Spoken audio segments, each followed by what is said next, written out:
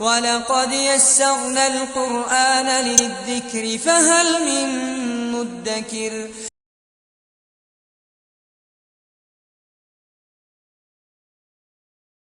الحمدللہ رب العالمین والصلاة والسلام علی رسولہ الکریم وعلی آلہ واصحابہ اجمعین، اما بعد، فاعوذ باللہ من الشیطان الرجیم، بسم اللہ الرحمن الرحیم، رب اشرح لی صدری ویسر لی امری واحلل عقدۃ من لسانی یفقہوا قولی۔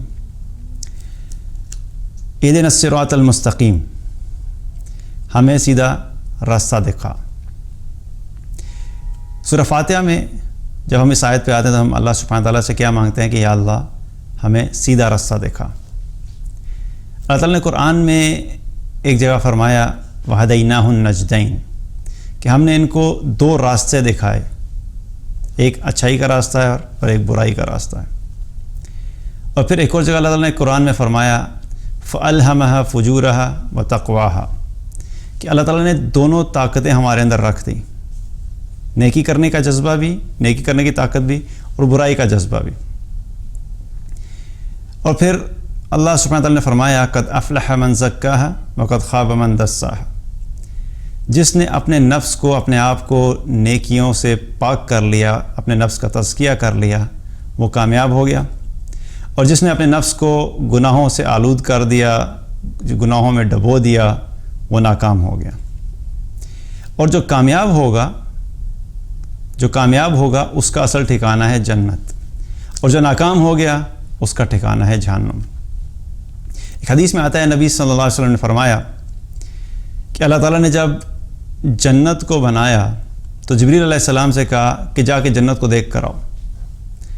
جب جبریل جنت کو دیکھ کر آئے تو آ کے عرض کی یا اللہ یہ تو بہت خوبصورت ہے، اس کے بارے میں جو کوئی بھی سنے گا وہ تو اس میں جانے کے لیے ضرور خواہش کرے گا اور اس کے لیے ضرور کوشش کرے گا۔ پھر اللہ تعالیٰ نے جنت کے راستے کو مشکلات سے، آزمائشوں سے ڈھانپ دیا، اور پھر جبریل سے کہا کہ اب جا کے دیکھ کے آؤ۔ تو جبریل علیہ السلام جب دیکھ کر آئے تو واپس آ کے عرض کی یا اللہ اس کا راستہ تو اتنا مشکل ہے کہ مجھے ڈر ہے کہ اس میں کوئی بھی نہیں پہنچ سکے گا۔ اور پھر جب اللہ تعالیٰ نے جہنم کو بنایا تو جبریل سے کہا کہ جا کے دیکھ کر آؤ۔ جب جبریل علیہ السلام جہنم دیکھ کر آئے تو واپس آ کے عرض کی کہ یا اللہ یہ تو اتنی خوفناک جگہ ہے کہ جو کوئی بھی اس کے بارے میں سنے گا اس سے بچنے کے لیے ہر ممکن کوشش کرے گا، ہر ممکن تدبیر کرے گا۔ پھر اللہ سبحانہ تعالیٰ نے جہنم کے راستے کو لذات اور خواہشات سے ڈھانپ دیا، اور پھر جبریل علیہ السلام سے کہا کہ اب جا کے دیکھ کر آؤ۔ تو جب جبریل واپس آئے تو آ کے عرض کی یا اللہ اس کا راستہ تو اتنا خوشنما ہے اور اتنا اٹریکٹیو ہے کہ ہر کوئی اس کے راستے پہ چلے گا، اور مجھے ڈر ہے کہ کوئی بھی اس پہ چلے بغیر نہیں رہ سکے گا۔ تو جنت کا راستہ جو ہے وہ بڑا مشکل ہے، اس میں خواہشات کی قربانی دینی پڑتی ہے، اللہ کی اطاعت کرنی پڑتی ہے، اپنے نفس کو دبانا پڑتا ہے، اللہ کی اطاعت کو آگے رکھنا پڑتا ہے۔ اور جو جہنم جانے کا راستہ ہے وہ بہت ہی آسان ہے، بہت خوشنما ہے، اس میں ظاہری طور پہ بہت سی اٹریکشنز ہیں، بہت سے مزے ہیں، اور آسانی سے اس کے اندر چلے جاتے ہیں۔ اور ویسے بھی شیطان جتنے بھی اعمال جو اللہ کی نافرمانی والے ہیں، جو شیطان کی طرف سے ہیں، ان کو شیطان مزین کر کے پیش کرتا ہے، اور اس میں اٹریکشن مزید ہو جاتی ہے۔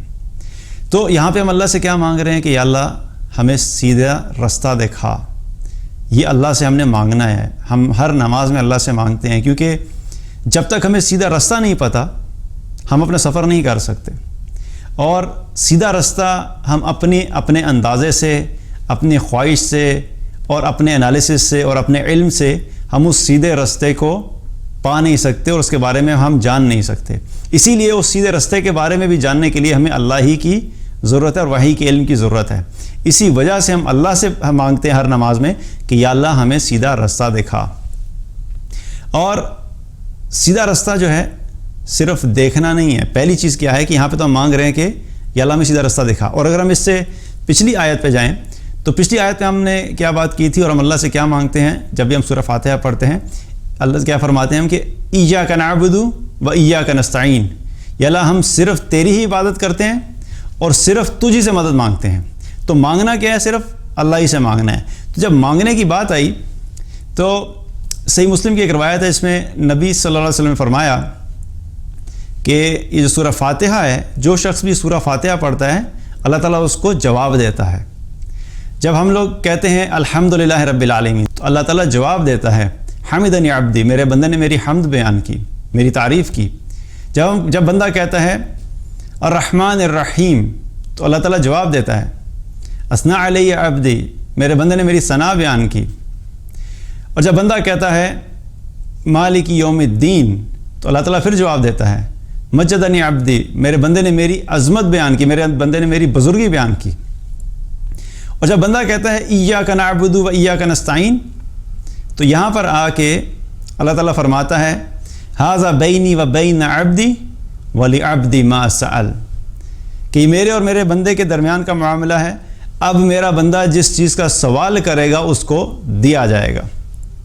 تو اس آیت کے بعد اگلا ہی سوال جو ہے وہ ہم نے کیا کرنا ہے وہ بھی اللہ سبحانہ تعالیٰ نے ہمیں خود ہی بتا دیا کہ اب مانگنے کا وقت ہے۔ پہلے اللہ کی حمد کی، اللہ کی تعریف کی، اللہ کی بزرگی بیان کی، اللہ کی عظمت بیان کی، اللہ کی بڑائی بیان کی۔ اب جو وقت ہے مانگنے کا، اللہ کہہ رہا ہے اب مانگو تم نے کیا مانگنا ہے۔ تو اللہ سبحانہ تعالیٰ نے خود ہی ہمیں بتا دیا کیا مانگنا ہے۔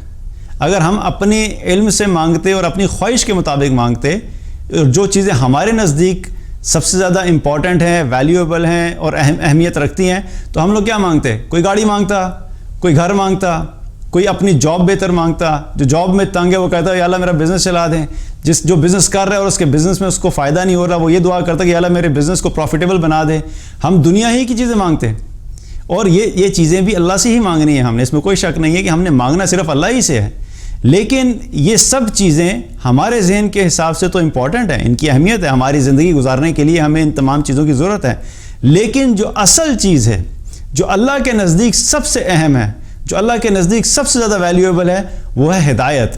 اسی وجہ سے جب مانگنے کی بات آئی تو اللہ سبحانہ تعالیٰ نے اگلی ہی آیت میں کیا فرمایا کہ تم نے مانگنا ہے تو کیا مانگو، اہدنا الصراط المستقیم، یا اللہ ہمیں سیدھا راستہ دکھا، یا اللہ ہمیں ہدایت کا راستہ دکھا۔ کیونکہ اللہ کے نزدیک سب سے اہم چیز کیا ہے کہ اگر کوئی بندہ ہدایت کے راستے پہ آ گیا تو وہ کامیاب ہو جائے گا، اور اصل میں وہی کامیاب ہے۔ جس انسان کو اللہ نے ہدایت دے دی حقیقت میں وہی کامیاب ہو گیا، اور اسی نے سب سے اہم چیز، سب سے قیمتی چیز اس دنیا کی حاصل کر لی، جس کا فائدہ اسے دنیا میں بھی ہوگا اور اس کو آخرت میں بھی ہوگا۔ تو ہدایت اللہ سے ہم نے مانگنی ہے۔ اب مانگ تو لی ہم نے ہدایت، لیکن کئی دفعہ ہوتا ہے کہ اللہ سبحانہ تعالیٰ ہمیں ہدایت دے دیتا ہے، ہم مانگتے رہتے ہیں، اللہ ہمیں ہدایت دے دیتا ہے۔ کتنا ہی ایسا ہوتا ہے کہ جب ہدایت دے دی تو پھر اب اگلا کام کیا کرنا ہے کہ ہم نے اس ہدایت کے راستے کے اوپر چلنا ہے۔ جب اللہ نے راستہ دکھا دیا تو اب ہم نے اس راستے پہ چلنا ہے۔ کتنا ہی ایسا ہوتا کہ کیسز ہوتے ہیں کہ آپ سوچئے کہ خواہش ہوتی ہے دل میں کہ اللہ تعالیٰ مجھے بھی ہدایت عطا فرمائے، مجھے بھی نیک اعمال کرنے کی توفیق عطا فرمائے۔ کبھی کوئی بیان سنا، کسی کا لیکچر سنا، کسی مجلس میں گئے تو دل تبدیل ہو گیا، ہدایت کی طرف دل چلنا شروع ہو گیا، اللہ تعالیٰ نے ہدایت عطا فرما دی۔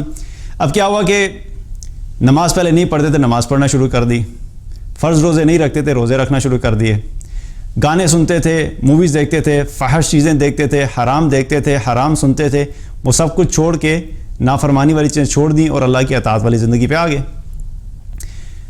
مرد جو ہے داڑھی نہیں رکھی ہوئی تھی، داڑھی رکھ لی۔ اگر کسی عورت کو اللہ تعالیٰ نے ہدایت دی ہے، پردہ نہیں کرتی تھی، پردہ کرنا شروع کر دیا۔ اب کیا ہوا کہ یہ ہدایت کے راستے پہ چلنا شروع ہو گیا، جو بھی نیک اعمال ہیں وہ ہدایت کے راستے پہ ہیں۔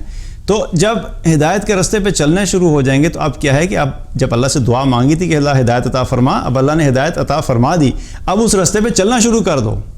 جب آپ پتہ لگ گیا کہ یہ ہدایت کا راستہ ہے، یہ نیکیوں کا راستہ ہے، یہ ہدایت کا راستہ ہے، یہی جنت کو جانے والا راستہ ہے، تو اب اس پہ چلنا شروع کر دیں۔ تو جب اس پہ چلنا شروع کریں گے تو ہم نے پھر اس کے بعد اگلی چیز کیا کرنی ہے، اللہ سے یہ بھی مانگنا ہے کہ اللہ ہمیں اس پہ استقامت بھی عطا فرما۔ پہلے ہم نے ہدایت مانگی، اللہ نے ہدایت دے دی، سیدھا راستہ مانگا، اللہ نے سیدھا راستہ دکھا دیا۔ اب جب اللہ نے راستہ دکھا دیا تو دوسری چیز کیا کرنی ہے، اس پہ چلنا شروع کر دیں۔ اور جب چلنا شروع کر دیا تو یاد رکھیں کہ ہم اپنی استطاعت اور اپنی طاقت اور اپنی قوت کے بل بوتے کے اوپر اس راستے کو پورا عبور نہیں کر سکتے۔ اس راستے پہ چلنے کے لیے ہمیں اللہ کی مدد ہر قدم پہ چاہیے۔ اب اللہ سے یہ دعا کرنی ہے کہ اللہ ہمیں اس ہدایت کے راستے پہ قائم رکھ، کیونکہ کتنے ہی ایسے کیسز ہوتے ہیں کہ جب زندگی تبدیل ہوئی، پردہ کرنا شروع کیا، اور جو ہی پردہ کرنا شروع کیا اپنا چہرہ بھی کور کر لیا، تو کیا ہوا کہ اب مشکلات آئیں گی. پہلے آپ نماز نہیں پڑھتے تھے، اب نماز کے لیے اٹھتے ہیں، پہلے داڑھی نہیں تھی اب داڑھی رکھ لی. تو جو بھی نیک اعمال کریں گے تو جس سوشل سرکل میں ہم پہلے بیٹھتے تھے ان کے نزدیک کیا ہوگا کہ ہم عجیب ہونا شروع ہو جائیں گے. کیونکہ پہلے جب پردہ نہیں تھا تو اب پردہ ہے. پہلے ہر ایک سے کھلم کھلا بات چیت ہوتی تھی، اب ہر ایک سے بات نہیں کر سکتے. نامحرم کے ساتھ آپ نے ایک لمیٹڈ رہ کے ضرورت کے تحت بات ہو سکتی ہے، اس کے علاوہ بات نہیں کر سکتے. تو کیا ہے کہ لوگوں کی طرف سے پوائنٹس آئیں گے، کمنٹس آئیں گے کہ اچھی خاصی تم تھی، اچھی خاصی خوبصورت لگتی تھی، اتنے اچھے کپڑے پہنتی تھی، بال تمہارے اتنے خوبصورت تھے، اب تم نے کیا یہ عبایا پہن لیا، چہرہ بھی کور کر لیا، اب ہم تمہارا چہرہ دیکھنے کے لیے بھی ترستے رہیں گے. تو بہت سی مشکلات آتی ہیں، بہت سے کمنٹس آئیں گے.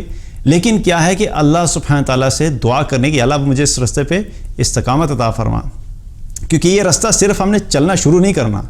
اصل کامیابی کیا ہے کہ اس رستے پہ چلتے چلتے ہم الٹیمیٹلی ہماری جو ڈیسٹینیشن ہے، جو منزل ہے، وہ ہے جنت. اور اصل چیز کیا ہے کہ جس نے چلنا شروع کیا اس کا خاتمہ اس رستے پہ ہونا چاہیے.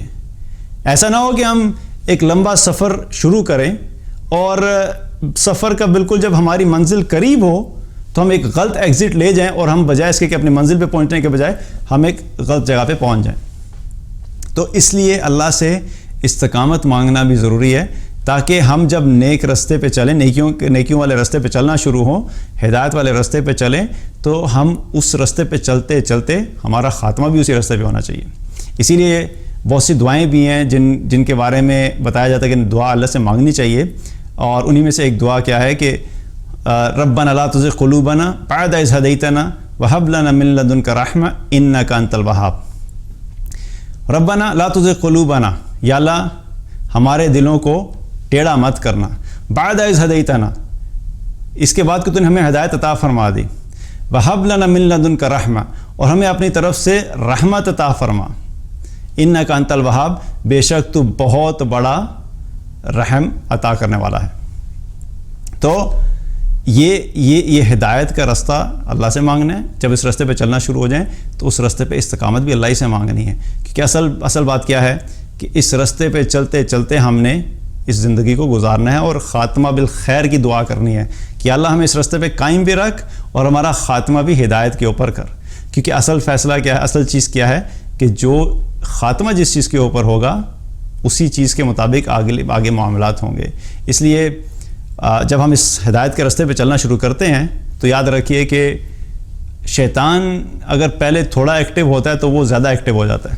جب وہ دیکھتا تھا نا پہلے کہ اچھا یہ 5 نمازوں کے بجائے 1 نماز پڑھتا ہے، اور یہ پہلے پردہ کبھی کر لیتی تھی کبھی نہیں کرتی تھی، اب اس نے پراپر پردہ کرنا شروع کر دیا، اب اس نے پراپر نماز پڑھنا شروع کر دی، اب یہ بندہ 5 وقت نماز مسجد پڑھنے کے لیے جاتا ہے، پہلے یہ شراب پیا کرتا تھا اب شراب نہیں پیتا، تو وہ فوراً ایکٹیو ہو جاتا ہے. کیونکہ اس کا مقصد کیا ہے کہ مستقل لوگوں کو ہدایت کے رستے سے ہٹاتے رہنا. اور اس نے اللہ تعالیٰ کو کہا بھی یہی تھا کہ میں لوگوں کے ہدایت کے رستے پہ بیٹھ جاؤں گا اور جو بھی اس رستے پہ چلے گا میں ان کو بہکاتا رہوں گا اور ان کو گمراہ کرتا رہوں گا. اور اس کا ٹارگٹ کیا ہے کہ میں ان میں سے بہت ساروں کو اپنے ساتھ جہنم لے کے جاؤں گا. تو یاد رکھیے کہ یہ ہدایت کا رستہ مانگنا بھی اللہ ہی سے ہے، اور جب ہم نے اللہ سے مانگا تو پھر اس پہ استقامت بھی اللہ ہی سے مانگنی ہے. اللہ سبحانہ تعالیٰ ہم سب کو سیدھے رستے پہ چلنے کی توفیق عطا فرمائے اور ہم سب کو استقامت عطا فرمائے اور ہم سب کا خاتمہ بالخیر کرے. السلام علیکم ورحمۃ اللہ وبرکاتہ.